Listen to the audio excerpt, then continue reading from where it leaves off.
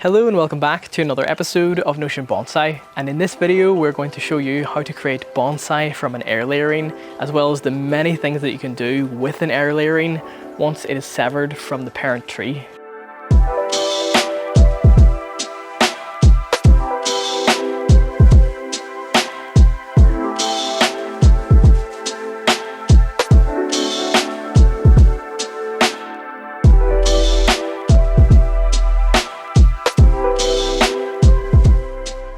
So just real quick before this video starts, I wanted to talk a little bit about my new book. This is called The Happy Bonsai Handbook. I haven't officially announced this in like a main video of mine yet. So I just wanted to tell you guys that this is now available on my store. You can get signed copies from notionbonsai.com. But if you can't get it from my store for whatever reason, it will be in all the available bookstores near you. My main goal with this book was to create something that's like really simple and easy to follow for beginners and even beyond. If you're getting into bonsai, or if you've been doing it a while, when you're in the garden, this is just something that you can flick to as you're working on your trees. I cover many things from like propagation, how to choose the right type of pot for your tree, different types of soil, and something that I'm really happy about is if you flick to like the very last section of the book. You know, if you're in your garden and you don't really know what you want to do, but you want to do something with your bonsai, you just want to sort of like actively work with them. I put together a big checklist. So if you don't know what to do, you can go through each one of these things on the list. Sort of a list of healthy habits to do on your trees throughout the year. When writing this book, I was able to consult with many different bonsai artists from all over the world, and I'm like super grateful for everyone who helped me along my way of putting this together. They're credited in this book, but I'm also going to leave their names in the description. But without any further ado, enjoy the video. All right, so we're here today in Attila's garden once again. This is my friend Attila over here. How's it going? Hello, just getting ready for today's and tomorrow's videos. Getting a bit preparation with tools and stuff you're going to need. But it's really nice to have you again down in here. You've done many air layerings over the years. And it's, you know, it is your favorite propagation method, right? The favorite part of it, right, it's when it comes to harvest. I usually do my air layers mid-May, and it comes to kind of close to August. That's when you, or at least I, see results. So I was asking Adam if he wants to do something together about it, and then let's do the harvest together. So before we start harvesting air layers, I first want to talk a little bit about how to do an air layer, just very quickly. This tree is an air layer from last year. This tree has lots of roots. Before doing an air layering, you want the tree that you're doing it to be really healthy, because if the tree is struggling, you go and add any extra stress to a struggling tree, you'll just put more stress on it, and there's a good chance the health could suffer. So this one, as you can see, has got lots of good long shoots, lots of roots. So it's going to be completely safe to do an air layering on this one. And as you can see by the leaves, this is just an absolutely beautiful variation of a Japanese maple. It's really up to you where you want to put the air layer. For example, here, if you wanted a twin trunk bonsai, you could put the air layer right below there and have the twin trunk emerging from this area. You could even go further up and have a skinnier twin trunk bonsai at this branch. Or what I'm going to do today is air layer it a lot lower down on the tree. That way, this bottom section will be the beginning of a really nice bonsai, and then whenever you pot this up following year, you can come in half that again, or even just let it grow and thicken. We're going to take a grafting knife, nothing complicated. We're just going to go in, make a nice clean cut. And now the best time to do an air layering for the majority of species is just as the leaves have hardened off. And for species like junipers, this is when the tree is actively growing. That's also a good time for them. And when you do the air layering, you really want this top line to be nice and clean. I'm just going to take off this little branch. So all we've done was simply make a ring the whole way around the trunk, and then we're going to do this exact same thing further down, and the distance between the top ring and the bottom ring should be just slightly bigger than the thickness of the trunk. So if the trunk is this thick, I would say like maybe 1.5. And then from here, we're simply just going to cut a line down between these two lines, nice and gently. And then this should just peel off nicely. Look at that. You can go in with your nail in your hand and just unwind it. Now that I've taken off all the bark around this area, as you can see, there's a little piece left behind here. This is just a little bit of cambium that was left behind, and it's really important that you remove all of this, because what can happen is the tree can actually end up bridging the gap and actually repairing itself down to the bottom if there's any cambium left. So as you can see on this piece that I peeled off, this white layer on this is the cambium. This is just right next to the bark. And I see quite a lot online of people like going in with a knife and like scraping against the wood, trying to remove sort of like a cambium that might be here. I wouldn't advise going in and scraping against the wood, because any damage that we do to the wood in the center of this air layering could harm the air layering above, as this is what's responsible for supplying water to the top part of the tree as the tree sends energy down to form callus tissue here, which will then form roots. So I really would advise against just scraping hard at this. This is another good example of just a little bit of cambium that was left behind. So we're just going to cut that and take it off. That's all you got to do. From here, we're going to add a little bit of hormone rooting powder. This step isn't 100% necessary, but I have found it greatly increases your chances of success. The hormone rooting powder that I'm using today has the active ingredient IBA, also known as indole-3-butyric acid, and this acts as a synthetic form of the growth hormone that's in the tree called auxin. What happens whenever you take a cutting or sever an air layering is the tree then begins sending auxins down from the terminal ends of all of the shoots on the tree. All the auxins are sent down, and whenever enough of them accumulate at the base, the cells reach a threshold in which they then begin to reprogram themselves from branch cells to root cells. But this process of actually sending them all down takes time. So whenever you take the synthetic form, IBA, and you put it directly on there, the tree can pretty much get to work at making callus tissue and roots right away. Before I apply the rooting hormone, I'm just taking a spray bottle of water. I just like to wet the area where I'm going to put the powder first, and this just makes it stick a lot easier.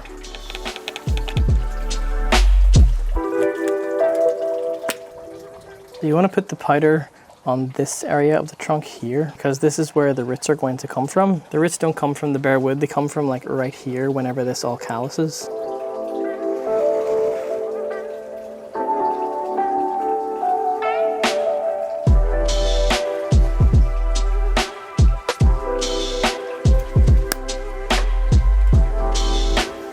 Next, we're going to take this. This is a big basin of sphagnum moss. This is just a nice light aerated moss that we use to wrap around the air layer. This moss is just a little bit dry, so we're going to rehydrate it.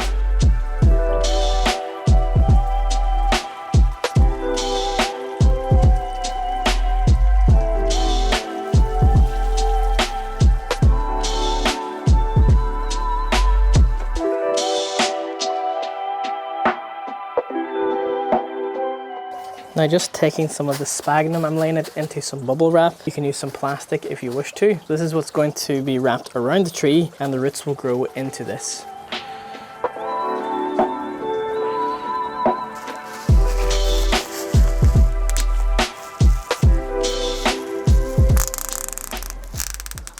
And that is how you would do a simple air layer. Now, depending on the species, this could take up to 1 year or even 2 years to root. I found with Japanese maples, they will actually root within the same growing season. So if you were to do the air layering in midsummer, then by around autumn time, it's ready to sever. And now you may be thinking, Adam, what's going to happen to that bottom piece? Is that going to die off and that will just become a new tree? With Japanese maples, they're just so vigorous that this will probably just send out more side shoots next year or even this year in the same growing season, and I have good confidence that this will survive. But if you're working on something like an evergreen or a pine, which are particularly difficult to air layer, and you want the bottom half to survive, I wouldn't advise it with this type of species, because they tend to like to have some foliage on them to keep that particular branch or even the trunk alive. So this is an air layering that Attila did this year, and in just 2 months it has already filled the bag. As you can see here, Attila is just peeling the bag open, and just look at that, absolutely filled with roots all over. Well, thanks to your rooting powder, because... Oh, this one's my rooting powder? Yes, as you see, as last year, I did this year as well, that I used just ordinary store-bought hormone powder, and I used what you sent me for testing. So this is the powder that I used earlier in the video. This is a product that's available on my store at notionbonsai.com, and you're saying this is what made this? Yep. They're growing all... This is definitely going to survive. I mean, I did cut off trees with significantly less roots, but I would say it's 100% success. So to sever an air layer from the parent tree, you just do that, simply cut it with a saw. As you can see, Attila is just slicing through the bottom of it. Now this top part is an air layering of an air layering, because last year this entire tree was air layered off an even bigger tree. In just a couple of years, you can get many multiplications of the same parent tree. And one of the really good advantages of doing air layering is the genetic code from the top part and the bottom part and the tree before that is all completely identical. So if you have a Japanese maple and you really like a particular leaf shape or the way that the internodes grow or a particular genetic variation of a tree you have, air layering or even propagating by cuttings is a good way to go. And as you can see, look at this, we have a brand new tree. I mean, I just love when it's like really, you know, did its job. And as you said, the other really cool thing about air layers that you don't really need to wait, I would say 7-8 years from a seed to get to this thickness.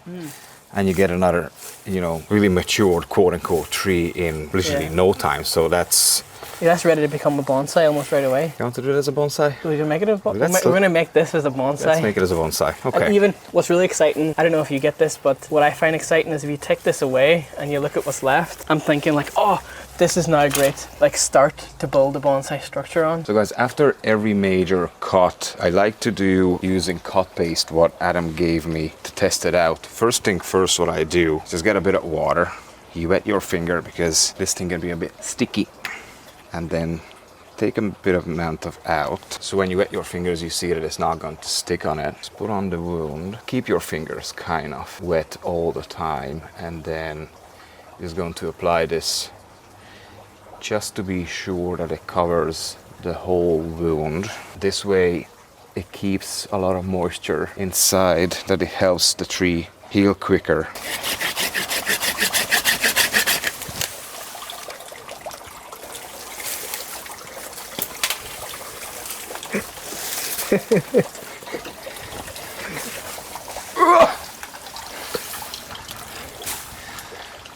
So this is a great big air layer that Attila has just severed from one of his big garden trees. Hello. At this point, you may ask yourself, you know, how are you going to create a bonsai from that? Whenever you do air layerings, you have many different options. We could sever this like right here, get rid of all that top part and begin the bonsai from there. Take this, pot it up, wait a year for it to establish, and then you can begin building the bonsai structure. But for our money, and in terms of like getting the most for what we've got here, you could keep this as a garden tree. However, there is one thing that it is really important that you do after you remove an air layer, especially if it has so little roots here at the bottom, because this small amount of roots is really not going to support all the foliage that this has, because the parent tree that this was connected to was what was responsible for supplying water to all of this foliage. It was going up through the center piece of wood. Now that we have cut that, it's no longer getting that. So as a result, in order to help this tree recover and thrive, it's a good idea and good practice to reduce the foliage on the top and balance the vigor.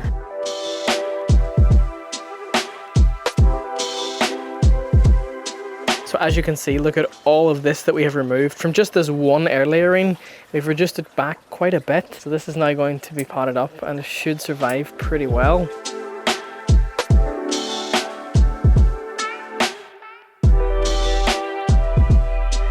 Now when it comes to actually potting up an air layer, there's two different approaches that you can take to the moss ball before putting it into a pot. The first is simply taking off all of the bag, leaving everything intact, plopping it straight into a pot, and then surrounding that with some soil or even more sphagnum, keeping it in this for another year, letting the roots grow and develop and get even longer, and then coming back and dealing with the roots at a later date. And the second option is to deal with the roots immediately by removing as much sphagnum as you possibly can and then potting it up. So with this large tree, what we're going to do is keep the moss ball intact. And this is just for the reason that we don't really want to disturb any of the roots of this tree. We want to sort of keep the momentum of the tree going. However, by keeping the moss ball intact, you do face a few different issues. Although moss is aerated, it does hold lots of water. And if you live in a wet climate and it rains a lot and you've got this planted outdoors, it could end up being too wet. And as a result, the roots of your tree can rot and then the health of the tree will suffer. So whenever you do this approach,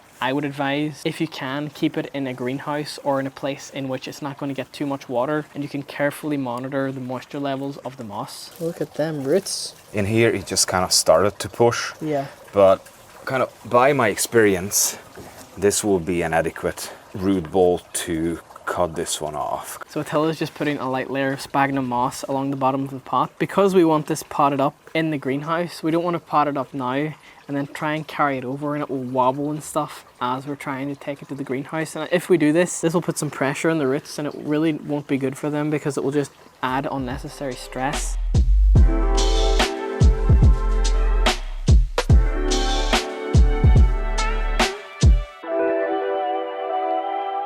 So this is it now in the greenhouse, and Attila has just rotated the tree. That way all of the leaves are orientated to still be able to get some light from the glass house here in the roof.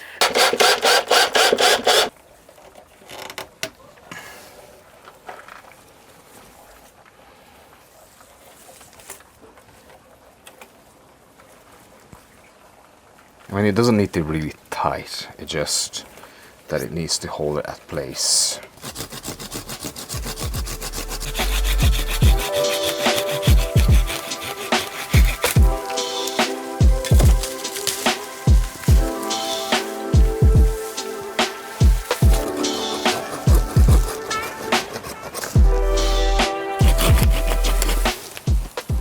So we've decided this air layer is ready, it's full of roots, and before you actually cut with a saw, especially a thick saw like this, because I'm going to be cutting this down here, you want to be extremely careful with the other trunks that you don't accidentally scrape against it and leave a scar, because that would be rather unfortunate, especially with maples, because any scars on the trunks of them does devalue them. So you want to be very careful when sawing nearby other ones. I've got about 1/2 centimeter of clearance on this side. I'm just going to take this nice and slow.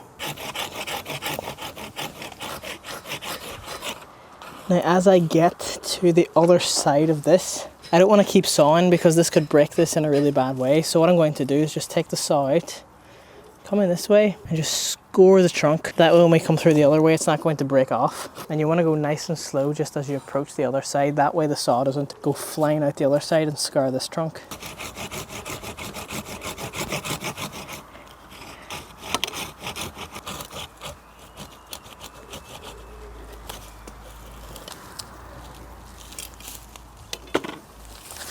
So this is an example of an extremely thick branch that has been air layered, and it really goes to show like there is no real sort of branch that is too thick to be air layered. This is like thicker than my wrist, and this bag has just completely filled with roots in just like 3 months. There's another one going here. This branch is even thicker, and I have full confidence that this is probably filled with roots too. Another one down here, I can actually see the bag is just exploding with more roots.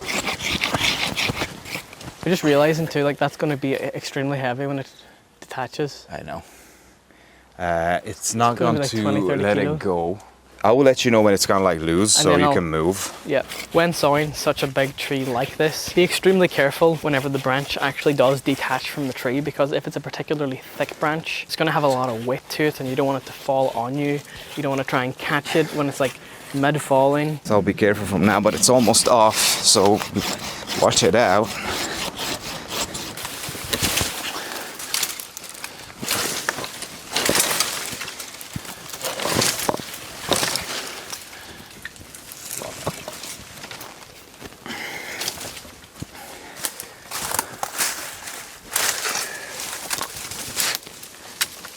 So the tree's sort of like caught within the tree up here.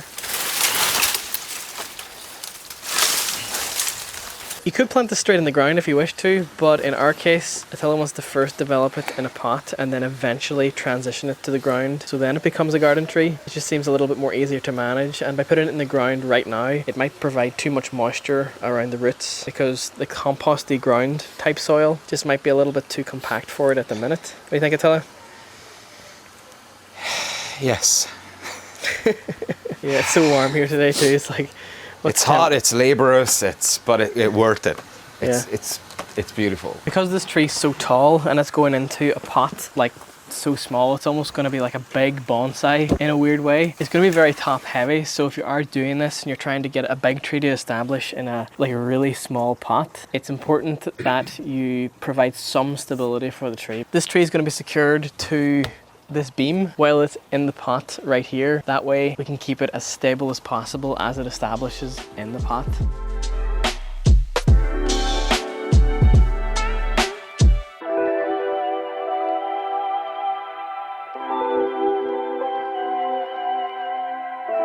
So the tree's just been secured with a little bit of bonsai wire onto this beam.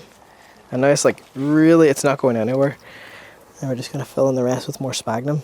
And it's really important, especially if you're using pure sphagnum, because it holds so much water. You really want good drainage in the pot that you're using, and this pot's got lots of drainage holes. And now moving on to the second method of approaching an air layering, and this is where we actually come in, take the bag off, and attempt to remove as much of the sphagnum as we possibly can without doing damage to any of these delicate roots. And then from here, what you would do is take this, put it into a flower pot in some really nice aerated bonsai soil, like a nice mix of pumice, akadama, and lava rock. Allow it to establish in the flower pot for like a year or two, and then transfer it down to a bonsai pot. But what we're actually going to do in this video today is a little bit of a shortcut. It's a little bit more risky, but if you take the proper precautions before doing it, making sure there isn't that much damage to any of the roots, and really make sure the tree is secure in the pot, you can actually go straight from an air layering down into a bonsai pot.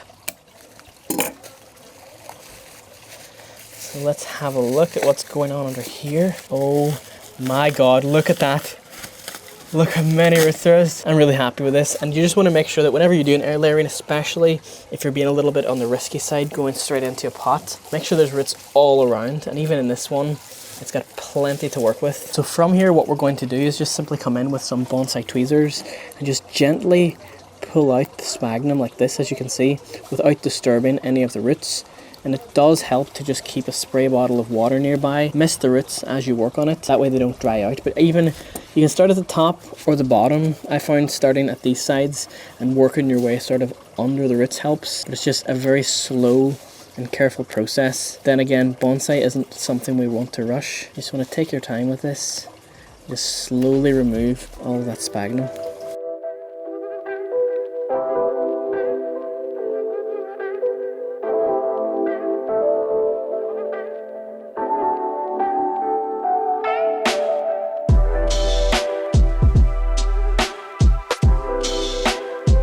So Attila and I have now removed as much of the moss as we can. We don't want to remove too much here around the top part of the nubari, as this is where it's connected to the trunk. As you can see here, no roots grew at this front part. Behind this, you see all the roots emerging from at the top of the air layer, and this is exactly why when you're putting hormone on the tree, we put it up in this area, as this is where the roots come from. And now what we're going to do is attempt to remove as much of this unnecessary part as possible, and that will really allow us to get this tree nice and deep in a shallow pot. And we're just pulling these roots back, and we're using a really small Japanese saw to do this. So as you approach the end, just be extremely careful, because there's delicate roots on this side. You really don't want the saw to slip. Nice and easy when you get to the end.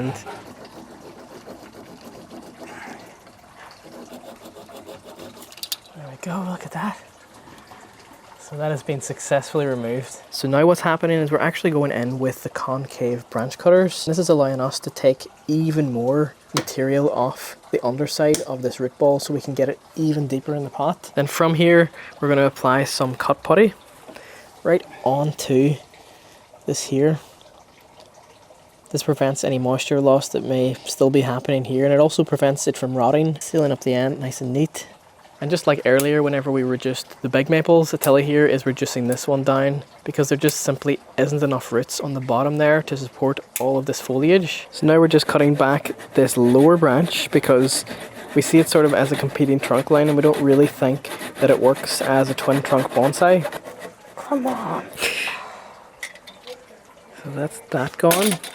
And we've just left a little stump at the bottom because that is just to allow for dieback. Maples tend to die back quite a bit whenever you cut them. So this is the pot that we have chosen to put this tree into today. This is just an absolutely beautiful cream glazed ceramic bonsai pot. It's got sort of a matte finish that I really like. So to prepare this pot, we've just coated the bottom in some mesh tape. I'm just going to feed some bonsai wire up through the bottom. Depending on the pot that you have, yours might have some drainage holes, or in this case we actually have some holes specifically made for wire with indentations for the wire to sit into, which I think is really cool. I think pot makers should start doing this. It's really such a good idea. But actually in this case the wire isn't going to sit across this because I want the wire to go that way. So maybe if a pot maker is seeing this, you could have another indentation go this way. So here I'm just taking some 1.5mm aluminium bonsai wire, cut it there.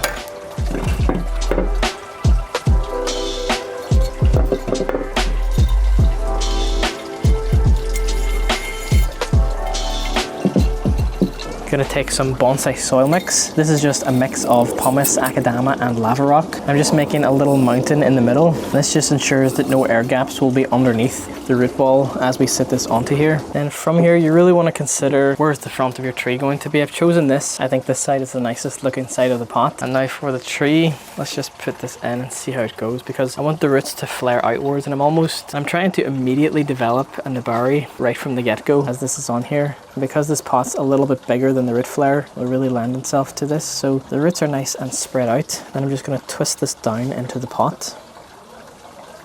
I'm really happy with that. Then I'm considering the planting angle of the tree. Do I want it this way, more leaning? I think it's nice, completely vertical. Then from here I'm taking the wire up over the tree. Then I'm just going to twist these wires together, and this is what's going to hold it in place. Depending on the tree that you have, yours may not have a notch like this to anchor it. I wouldn't advise anchoring it to the roots like you would a normal bonsai, simply because there isn't sufficient thick roots to do this with. So instead you may have to put a stone there, or even anchor it to a higher branch. By any means you can, so that it doesn't wobble. I'm just going to cut this a little bit shorter. Then with this second piece of wire, I'm actually going to anchor it to this branch up here. And then finally, before tightening off the wire, I'm just going to go in and top up more soil into the pot and then work it in with a chopstick.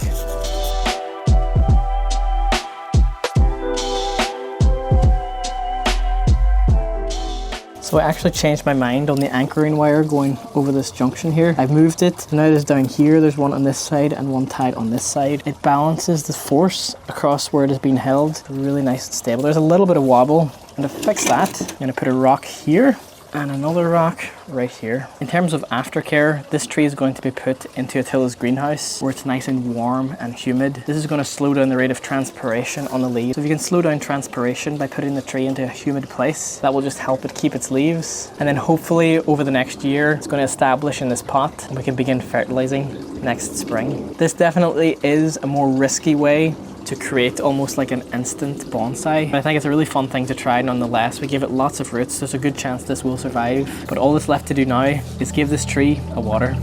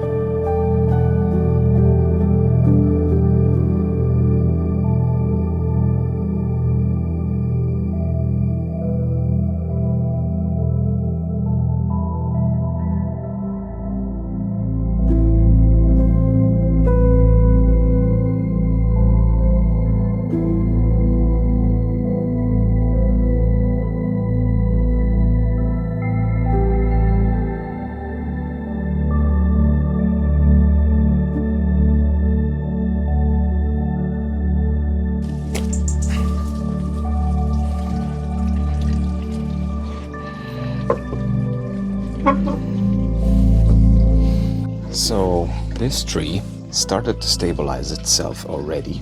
This is a good example of if you want to do air layers straight away into bonsai trees. So as you see on the surface, the roots are already started to grow, and we have some moss growing as well. You see all these tiny roots all around the pot. They're back in here as well. Also, I will try to show you very gently what we see at the bottom.